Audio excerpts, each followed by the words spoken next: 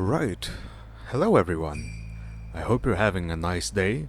My name is Ian, I am the lead developer of Gamble Tower, and here in the background you can see a little bit of footage of me drawing some of the Christmas orbs for the Christmas update. Xmas, I'm not entirely sure how you pronounce that, but yeah.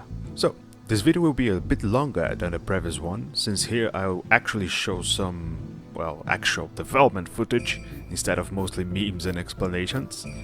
I try to do something different, recording a bit with my cell phone to mix up a bit what you'll be seeing here, so maybe you'll like it. Let's start.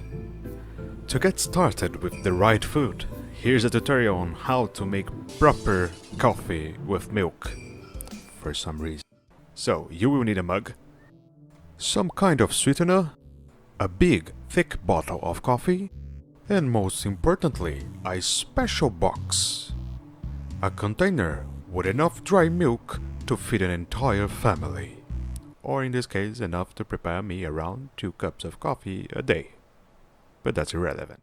Mix them all up and you have the official Gamble Tower approved latte vanilla macchiato milkato de la Cruz, the best drink of them all.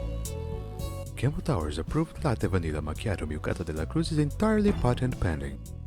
But if you prepare it incorrectly, I personally find you and may you my dissatisfaction. Have a nice day.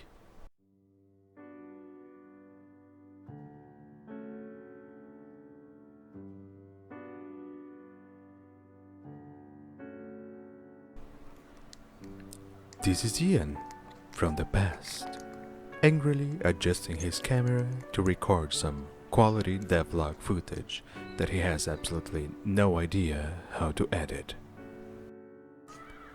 He knows that he must add some interesting real-life footage and edit it in some clever way like other devlogs do. But instead, here he is, pretending to work while clearly writing nonsense in a notepad. What are you doing, mate? Are you recording stock videos? Come on, dude, we have an early access version to finish. Chapter 1. Planning.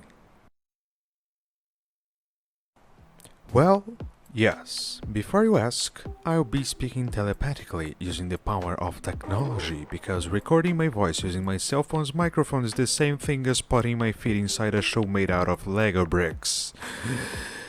Because that is a fantastic idea, of course.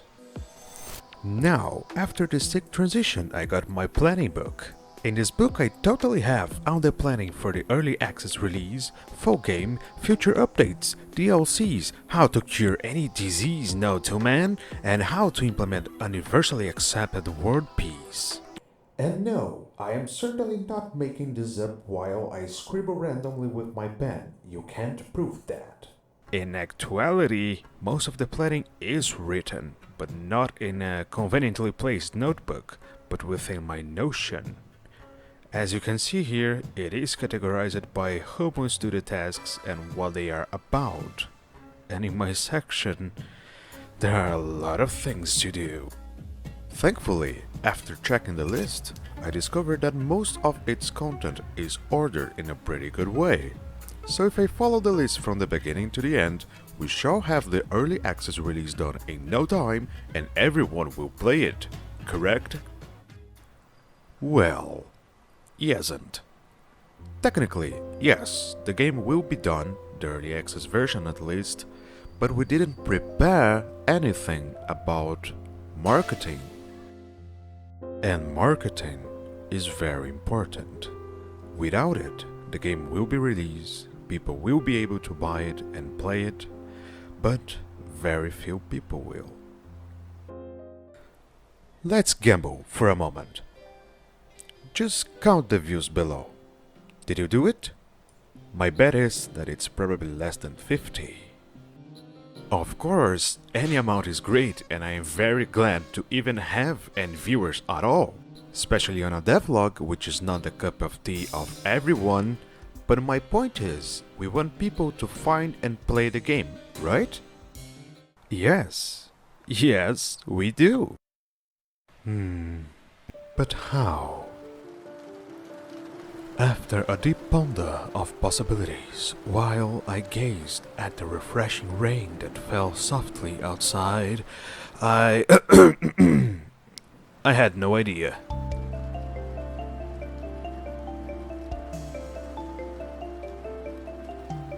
Chapter 2: Marketing. Essentially, the only thing I know is that we have to show the game around everywhere we can until something works and people find it. Thanks to Sting Next Fest, for example, we got a lot of great videos and encouraging comments such as played with 3 different characters. We beat it with two of them. We'll beat the demo with 2 of them. My thoughts so far? Love it. Had a great time. Super fun game. This is a very well done demo. Like, I feel you can see a lot of the game already in the demo, and I love that. But that is awesome. Game's cool. I can't wait to see how they develop it further. It's so strange in a cool way. That's the end. I didn't want it to be the end. I was actually really enjoying that. Okay, that is Gamble Tower, I think it was called, and I really love that. Thank you again, everyone who played the game, recorded videos playing it, commented on those videos, joined our Discord, or just interacted with us or Gamble Tower in any way and made our day happier. You are marvelous!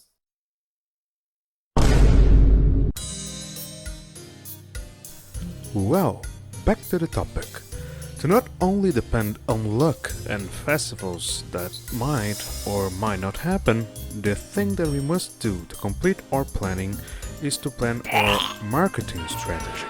However, I am not a professional by any means and I have no budget to hire any professionals.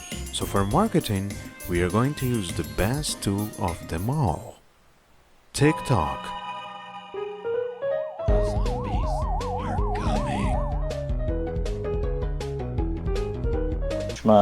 Achei isso tudo uma mas deve ser bom.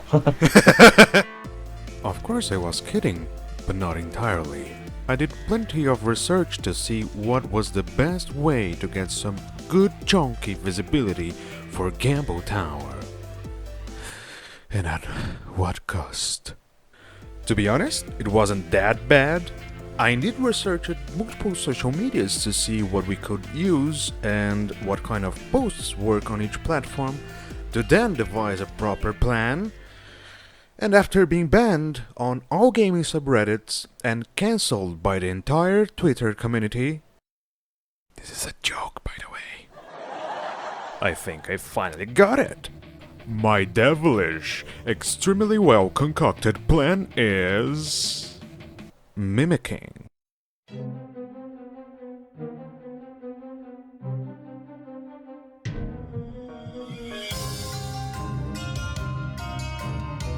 I really love memes.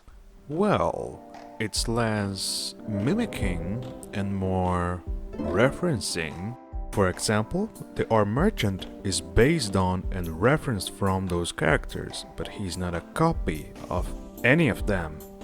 So, I've assembled a list of posts that have generated some kind of engagement, mostly views, comments, likes, karma, etc. And I did that to, well, reference what they have done when making our own posts.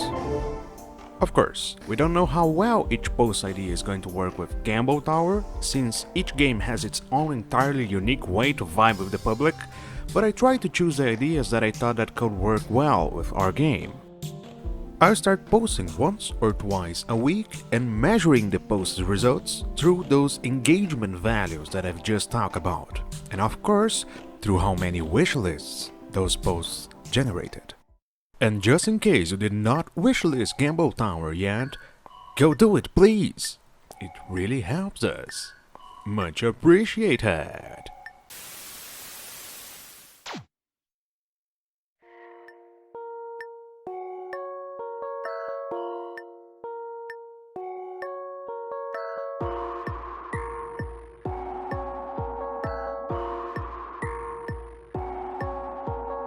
Chapter 3: Development. I promised that I would show some actual development footage, didn't I? Okay, so now that we have marketing figured out, I can show you how the actual development goes. Alright, let's go. This time for real. Before I get striked for those copyrighted memes. Right, so in order, that's what I'm gonna show you. 1. Let me stop talking and just show you already. So the first thing is how I deal with bugs. Gamble Tower, like any other game in development, has quite its share of bugs. The members of our Discord community usually are the first ones to find them. Join our Discord, by the way, if you want to. So I usually get the bugs from there to my Trello for better tracking, since there I can add things such as comments, checklists, and stuff like that. After adding all bugs, I then sort them by priority, the ones at the top being the most prioritary since they are game-breaking or just very common. I prefer to order things that way to not get overwhelmed in a sea of bugs, because by sorting by priority, I can then tackle one bug at a time. And when I finally start addressing a specific bug, I first try to replicate the bug using the method that was reported, which sometimes can be the most time-consuming thing, by the way, even when I myself reported the bug. By the way, this is one example. I spent like 30 minutes trying to replicate a very critical bug that I found some days ago, where by swapping artifact pages in the HUD, the effects could be repeated forever. But guess what? I never managed to actually encounter it ever again. This happens more often than I would like. Since there are so many systems intertwined in this game, fixing or changing a seemingly unrelated mechanic might fix an error unexpectedly, or fix it under certain circumstances at least. The problem is, imagine you found a cockroach on your bedroom. Your window was open, so the roach probably entered through there. You run to your kitchen to get a flamethrower, an insecticide. But when you get back though, the goddamn insect is gone. Or is it? It may have left through the window, it may be beneath your fucking bed, but you will never find it ever again. So if you wonder why some bugs seem to get fixed and then randomly reappear, look, I wonder the same thing. Since I might bring the topic of bugs again in the future, explaining even more about my process if you'd like that, I decided to dedicate the rest of the video to actual new content. I will show you only what we have ready so far, but we'll develop something together as well, just so you can see some content development. Don't mind me skipping those multiple rooms. I'm just using debug features to show you the actual new content. So yeah, I can kill things instantly. Let me capture those two, because we'll probably need that. Alright then. So, this is the second tower segment. I think I never explained the concept of tower segments before, but they work essentially like worlds in a Super Mario game or chapters in a book. When you defeat the boss of a segment, like the Orbots, you go up to the next segment, which is more challenging and consequently harder. Here is some combat footage against some of the new enemies that appear on the jungle, the second segment. Let me comment a bit on this gameplay. We are facing two Dracobots, one hungry troll and one growing treant. Since I skipped to the second segment, I am of course very underpowered in comparison to what your build should be at this point of the game.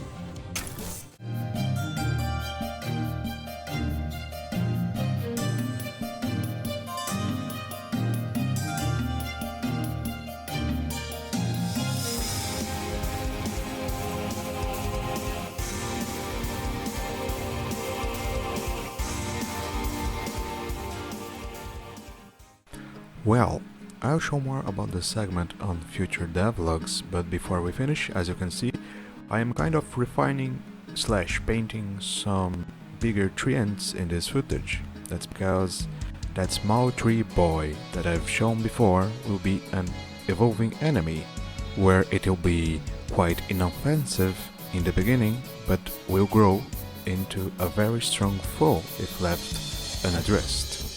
Before I go, fun fact about the second segment enemies is that Camila made the visual design for all of them, including of course those treants that you are seeing. My only job here is to kind of standardize the painting by merging our art styles together. And in case you don't know Camila, she's my fiancée, the main and only 3D artist in this game. She made all the game's 3D models, textures, backgrounds, riggings, a lot of characters, and more. Everything very optimized and beautiful. The footage you see right now is hers, where she textured the models used on the Christmas update and event.